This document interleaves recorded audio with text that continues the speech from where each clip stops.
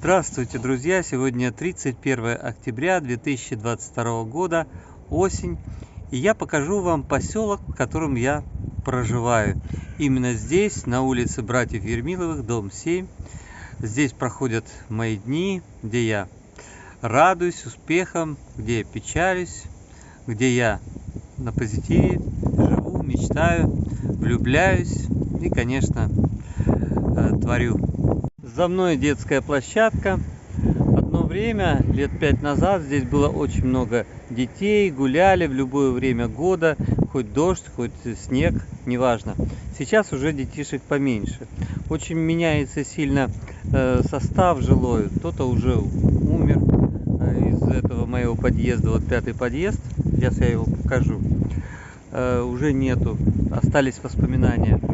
Но тем не менее, этот поселок мне нравится, он такой тихий, спокойный, здесь можно, как дача своего рода. Тут и неспроста очень много дач, СНТ называются, это садовые товарищества.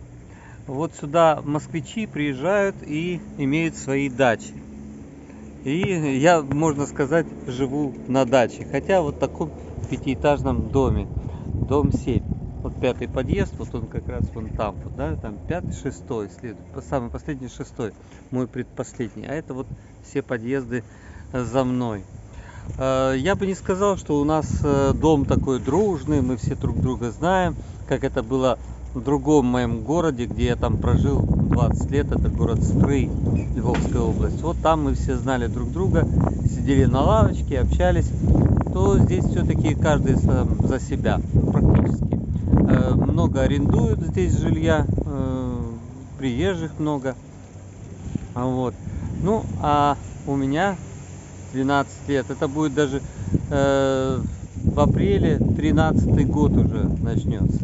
Ну, то есть, вернее, 13 лет будет уже. Да, 2010 года я приобрел здесь жилье. Поэтому, ну, иногда я приезжаю, я не всегда бываю здесь. Уже последние, скажем так, время я путешествую и наездами бываю здесь. Ну а покажу вам сам поселок. В поселке много прудов. Вот за теми гаражами находится платная рыбалка, куда приезжают москвичи и ловят рыбку, отдыхают. И вот по тропинке пройдемся. Здесь промышленные объекты и довольно успешный завод Веза. Делает вентиляторы и для производства оборудования. Вот он считается самый такой успешный у нас в поселке. Есть еще Храпуновский инструментальный завод, но чуть позже. А там есть тоже пруд, и там много СНТ в ту сторону. Там тоже гуляют, отдыхают, где пруд, но он маленький. Практически я там бываю очень редко, раз 5, наверное. Там летом тоже плавают. Ну, а дальше все, да, дачи, СНТ, все это на много километров вперед.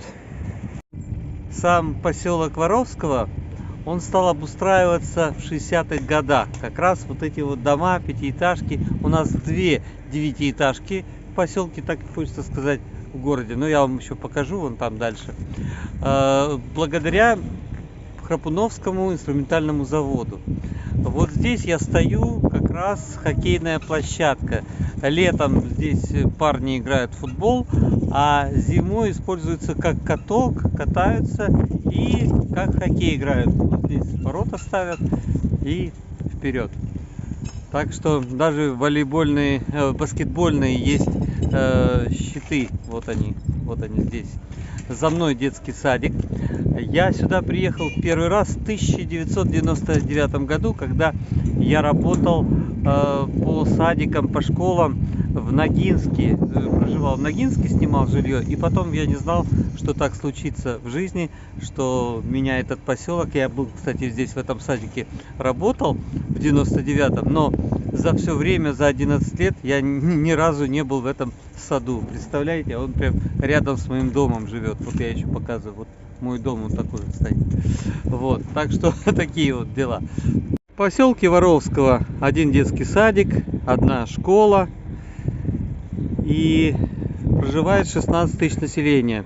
Но, как правило, люди работают в Москве, благо расстояние до Москвы 45 километров. Вот девятиэтажка и много пятиэтажек. Здесь микрорайон, пару двухэтажек есть. Поселок, как правило, оживает в летний период, когда детей привозят на каникулы, летний период, бабушкам и дедушкам. Пристройка возле девятиэтажки, продукты, название. Раньше здесь был магазин Наталья, очень хороший, продукты продавали качественные. А сейчас он закрылся, так как очень много стало магазинов Магнит сети. И вместо него здесь Валберес. Это тоже сетевой такой бренд, как Озон, получает поставки с интернета. Здесь целый ряд производственных помещений, мелкое производство, склады и главная улица рабочая. У нас несколько улиц: братьев Ермиловых, вот это вот улица Сергеева, она внутри идет, административная, и Воровского. Остальные улицы, которые находятся в СНТ, я их уже не считаю. То есть вот несколько улиц, 4 всего лишь. Когда-то здесь был хозяйственный магазин, сейчас Магнит. 3 магазина Магнит подряд по улице Рабочая. Представляете, вот так сеть закупила помещения производственные. Тогда, друзья, еще есть улица Мира, вот она. По этой улице очень много помещений для складов. И дальше уже идут СНТ. Вот здесь летний период я иногда гуляю. Вот даже можно увидеть Озон, как и Валберес. Вот такие сети с интернет-магазинов приезжают сюда, к нам в поселок. Я сейчас не пойду делать обзор именно по улице Мира. Но в летний период можно действительно прогуляться и увидеть пруды, которые есть в товарищеских садовых. Серые пятиэтажки, Магнит, девятиэтажка. И один дом отличается от других из-за ошибки строителей. Они перепутали этот дом и сделали ремонт именно в этой пятиэтажке. Представляете, как повезло жителям этого дома. Из-за ошибки они получили удовольствие жить в хорошем, красивом доме. Когда я приехал, уже эти помещения были, и их использовали под сеть торговых марки Магнит. Забор, Храпуновский инструментальный завод, но очень много помещений сдается под склады. А вот это здание построили совсем недавно при мне, и тоже под Магнит. Я не знаю, зачем столько продуктовых супермаркетов в поселке. У нас есть и Пятерочка, и Дикси, и продуктовый рынок. Здесь стоянка таксистов. У нас 2 компании работают: Марк и Спринт. Продуктовый рынок Демидовский. Туда внутрь я не пойду. Там ничего по сути нету. Там павильоны, где люди торгуют также продуктами. И немножко есть бытовой химии. Рынок также оживает в летний период. Много приезжает, дачники покупают. А вот там небольшая площадка, там частники торгуют. Ну, бабушки, что вырастет на дачах. Вот здесь сюда они приходят и торгуют. Стоянка большая все время. Здесь аптека, сантехника, электрика, магазины. Вот ХИС, ворота. Также здесь ЖЭК есть, по-нашему сейчас, кажется, называется Созвездие, а 10 лет название было Горизонт его. Поставили аппарат, чтобы покупать воду, но я смотрю, уже 2 месяца стоит этот аппарат без дела и не используется никак, не работает. В этом помещении есть опять же ателье, парикмахерская. Ногинская компания недвижимости Мегаполис. Можно обратиться сюда и приобрести дачу или квартиру. Вот это самая главная трасса. На Москву дорога, Новосовихинское шоссе. И вся она стоит в любое время дня и года.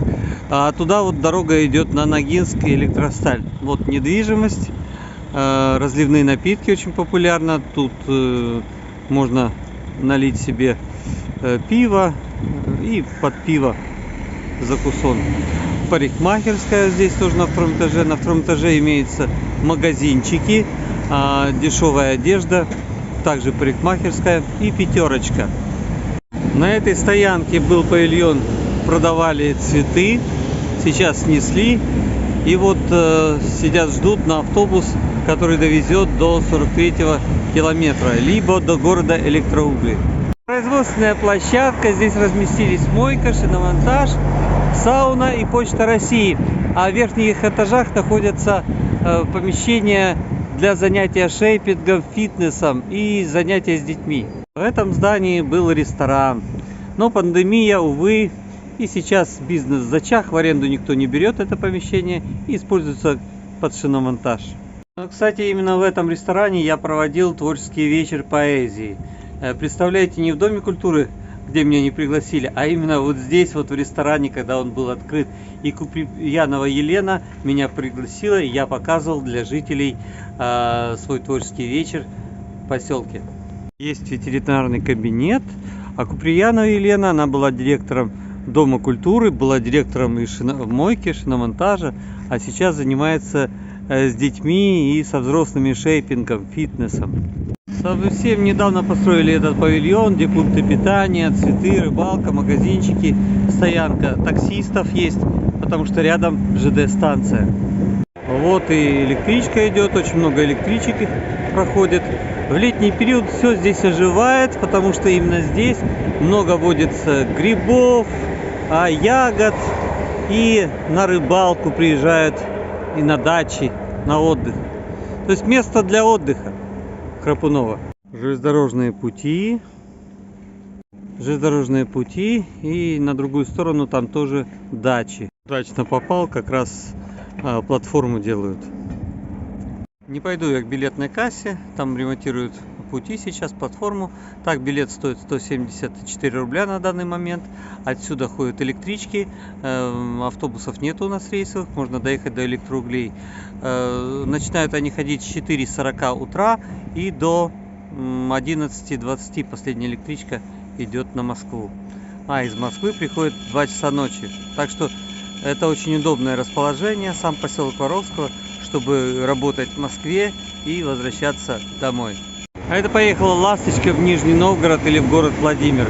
Она здесь не останавливается. Вот как раз видно здесь здание почты и дорожка прям к таксистам в стоянке. Сделайте паузу и перепишите себе расписание автобусов 49-го, которые идут в Ногинск, проезжая Электросталь. Вот именно на этой остановке вы сможете уехать себе в Ногинск, Электросталь. Вот я еще раз попал, здесь светофор стоят, принимают металлолом и заправка. Промышленный рынок, все для дач, дачники, кафе. Когда закрылся ресторан, вот это Рататуй кафе-бар выполняет функции корпоративов, банкетов. А здесь площадка для гаражей. Совсем забыл сказать, вот там, где почта находится, чуть дальше пройти, метров 200-300, и будет пруд еще, где местные жители как раз отдыхают, загорают и плавают. Здесь тоже гаражи. Данный поселок раньше назывался Демидово, село. Упоминается в 1852 году, а именно как поселок он организовался в 1940 году. Сильно пострадал он в 2001 году от урагана, а в 2010 году от лесных пожаров. Частный сектор, 15 домов сгорело. Администрация заседает в этом здании. Главой поселка является Александр Радченко. Переизбирался уже много раз. Здесь же находится спортивный клуб «Альтаир», где есть тренажеры и ребята занимаются спортом. Вход в здание и бюст Воровскому. Вацлав Вацлавович, один из первых дипломатов Советского Союза. Две железнодорожные стоянки. Это 43-й километр, который находится по левую сторону от меня. И по правую сама станция Храпунова. Магазин «Красное-белое», спиртные напитки. Двухэтажное здание. Как раз центр поселка находится здесь. И здесь же кафе, которое выполняет функции вот этих банкетов, корпоративов. Можно взять в аренду помещение. Сегодня первый день, когда срывается снег, 31 октября. А это площадка и выступления для артистов, которые вот на сцене выступают. Здесь сквер памяти, две пушки и часовня. В летний период здесь мамы с детьми отдыхают, гуляют. В поселке нет храма, есть часовня только. А храм ездят в электроугли. У меня есть видео электроуглей, обзор, и город Ногинск. Вот здесь средняя школа, 9-этажка, недавно построили. А школьников иногда возят и в электросталь учиться, и либо в электроугли. Дом культуры и площадка, на которой проводят массовые мероприятия. Здесь тоже заправка имеется. Медицинский кабинет.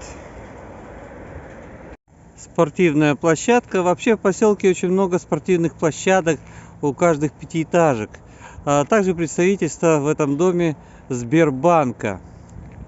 Сергеева, 12. Само место болотистое, много болот.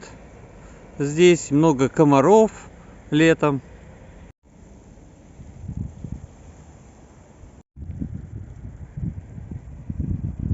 Вот здесь находится платная рыбалка, а по этой дорожке, которую заасфальтировали недавно, я люблю гулять в пруду Балласт. Так назвали данный пруд местные жители. Асфальтировали дорогу, сделали освещение, но тут часто ездят машины и гулять очень опасно. Но смотреть на пейзажи приятно. Так что такие минусы и плюсы есть и в поселке.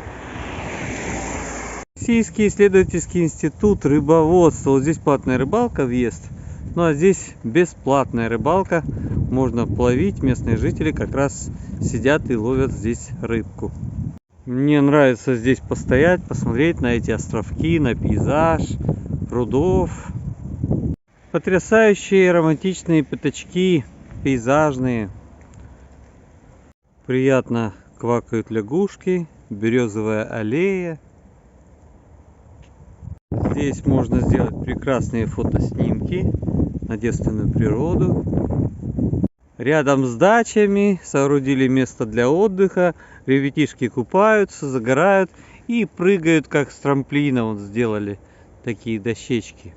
Много птичек, но не сейчас, не сегодня. Вода замерзает здесь с середины декабря и не сходит до середины апреля. Льдом покрывается.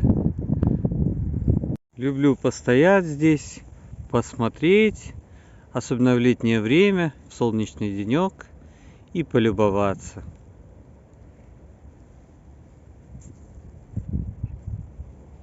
Вот дачные поселки и собаки.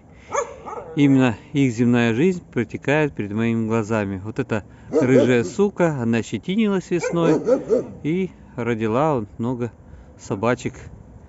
И они тоже тут теперь охраняют. СНТ огорожены.